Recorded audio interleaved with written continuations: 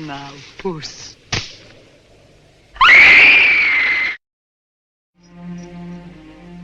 Do you like him? I don't think so. But what has that to do with it? To do with what? With whom one is drawn to, whom one loves, even whom one marries. Marry? Marry who? The doctor, Father. Now you stay here, Margot. Willful little bitch, ain't she? Hell to be married to, I should think. Her mother certainly was. God rest her soul.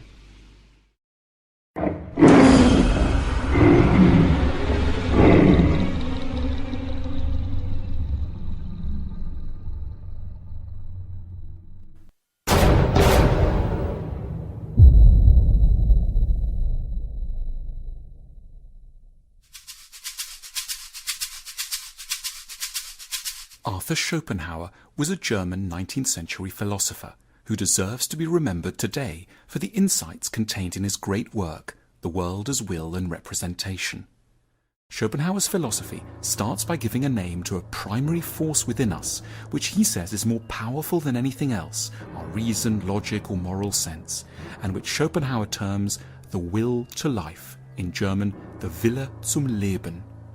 The will to life is a constant force which makes us thrust ourselves forward, cling to existence, and look always to our own advantage. It's blind, dumb, and very insistent. What the will to life makes us focus on most of all is sex.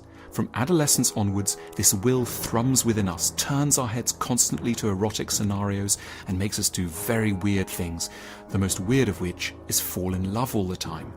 Schopenhauer was very respectful of love, as one might be towards a hurricane or a tiger. He deeply resented the disruption caused to intelligent people by infatuations, or what we'd call crushes, but he refused to conceive of these as either disproportionate or accidental. In his eyes, love is connected to the most important underlying project of the will to life, and hence of all of our lives, having children. Why all this noise and fuss about love, he asked? Why all the urgency, uproar, anguish and exertion? Because the ultimate aim of all love affairs is actually more important than all other aims in anyone's life, and therefore it's quite worthy of the profound seriousness with which everyone pursues it. The romantic dominates life because, Schopenhauer wrote, what is decided by it is nothing less than the composition of the next generation, the existence and special constitution of the human race in times to come.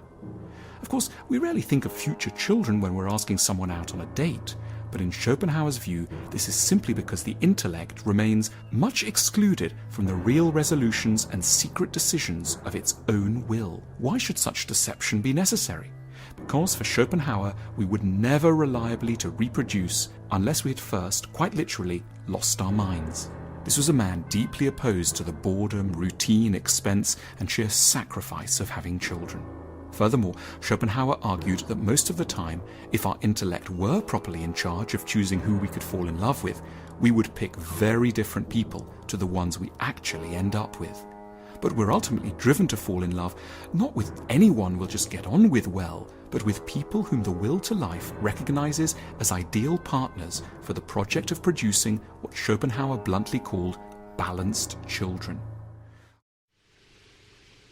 Now I think you'd better go.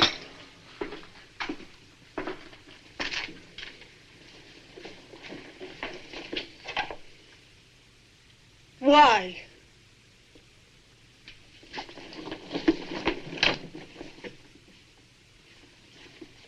Why must I go? You don't understand.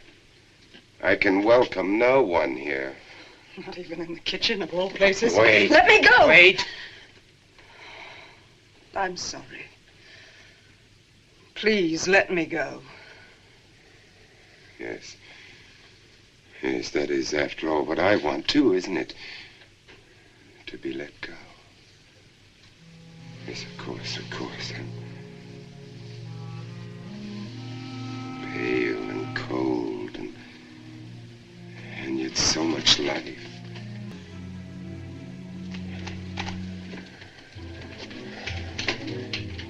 Not very fetching, am I? Morose, moody. I stagger about like some drunken lord in the sun.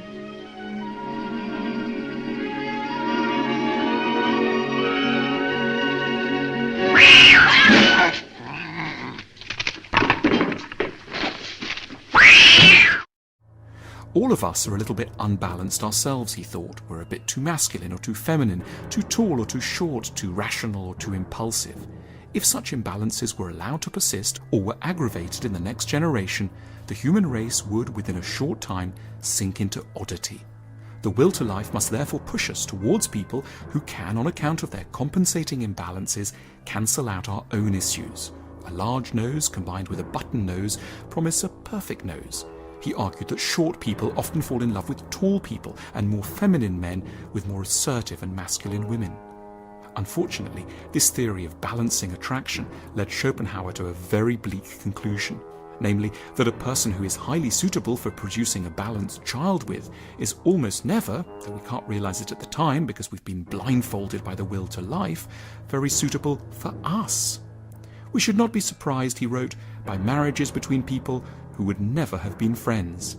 Love casts itself on people who, apart from sex, would be hateful, contemptible, and even abhorrent to us. The will to life's ability to further its own ends rather than our happiness may, Schopenhauer implied, be sensed with particular clarity in that rather scary, lonely moment just after orgasm. He wrote, "Directly after copulation, the devil's laughter is heard."